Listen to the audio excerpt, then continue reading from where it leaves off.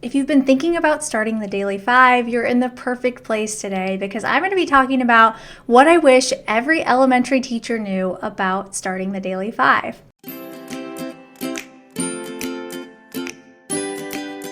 Hi, I'm Molly, and I'm a 5th grade teacher who helps other teachers just like you implement the Daily 5 into their classroom so you can streamline your literacy block, with the end goal being that you get to all of your reading groups. So the one thing that I always want people to know is how much time Daily 5 is actually going to save you. If you've never learned about Daily 5 before in depth and it sounds like something that seems overwhelming, it's not. If you have the right system in place, you get the Daily 5 book and start implementing from the beginning to the end, you will love all of the systems that it really does create for your classroom. It will quickly become your students' favorite time of the day. This is my 10th year teaching, and I can say whether I was in kindergarten, 1st grade, or 5th grade, my students all have loved the Daily 5. And if there's a time where we don't get to all of the stations, they're bummed. So that just proves to you that they like it. They like the autonomy. They like that you can give them assignments that they work on their own time. So it's all the things that they want during that time is embedded into the Daily 5, and they don't even know how much fun they're having learning because they really just enjoy the process of having a little bit of autonomy in their learning. So the time spent teaching reading groups is priceless to me. That's the first thing I would tell you. I get to know my students so well based on the books that they are reading with me. I had a mom reach out to me the other day saying that our student was talking to their grandma about how excited they were about the book that we were reading because a movie's coming out that's similar to it, and they had never heard him talk that excitedly about a book before. So getting messages like that are totally priceless, and I love getting to have those real conversations about characters in books that we often don't get to have when we just teach completely in whole group.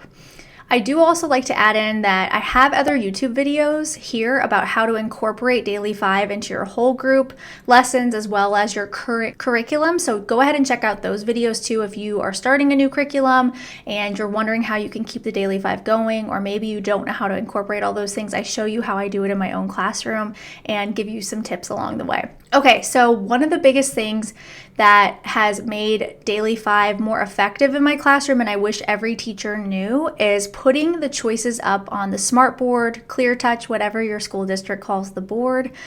That way, you're not calling kids back the traditional Daily 5 way with the clip chart and calling their names off one at a time and telling them what choice they are. You can just flip over the screen, put the choices up on the screen, and your students will move on their own. I did a little bit of research and data on this last year and calculated the time that my class was wasting going back and forth to the carpet, and it saves you about 5 minutes of instructional time per day, sometimes 10.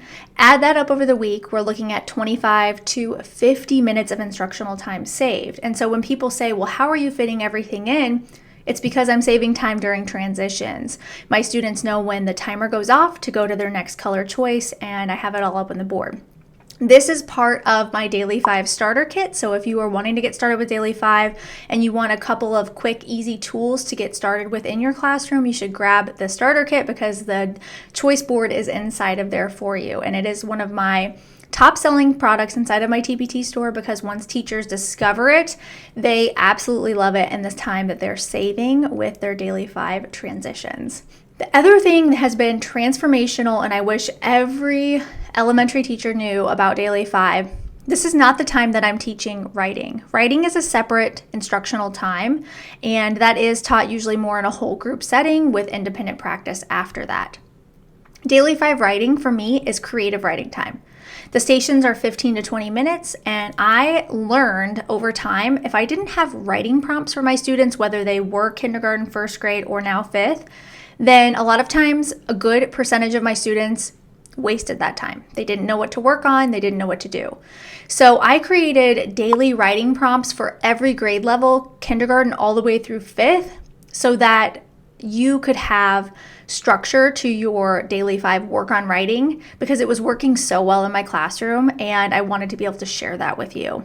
So it was kind of a labor of love. It took a long time to create those, but my students, if I forget to put them up on the smartboard in between choices, they are really like upset and always say, can you please put the prompts up because I need to see what is available.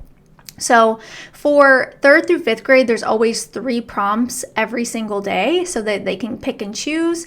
And then my 1st and 2nd grade students have 1 prompt as well. And then kindergarten, they have 1 prompt with the caveat that there is extra paper involved. So in case you have students that are more emergent writers, they can actually do pictures to start. So it's differentiated for my younger students that I know as a former kindergarten teacher, not everybody is writing during that time, but if they're drawing a picture and labeling, these prompts accommodate that.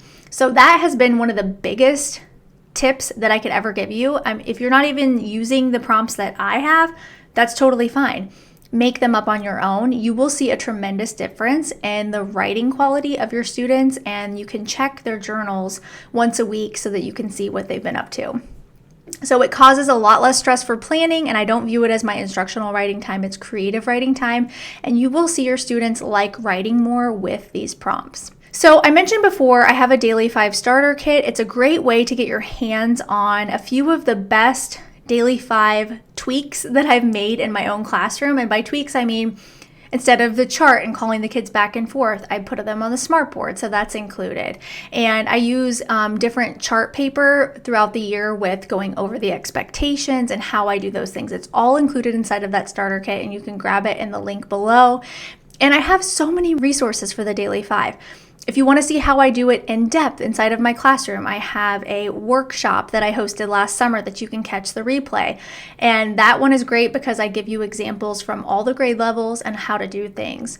I also have a full toolkit for all the grade levels inside of my TPT store. So if you're wanting all the writing prompts and everything that I've mentioned today, I have you totally set up inside of those products, and I will link those below. But remember, you can always send me a DM over on Instagram and tell me what's going on with your literacy block and ask me questions to see if Daily 5 might be a good fit for you. A lot of times we second guess ourselves and we just need to talk to another teacher who's in the same boat as us, and I'd love to be that person for you.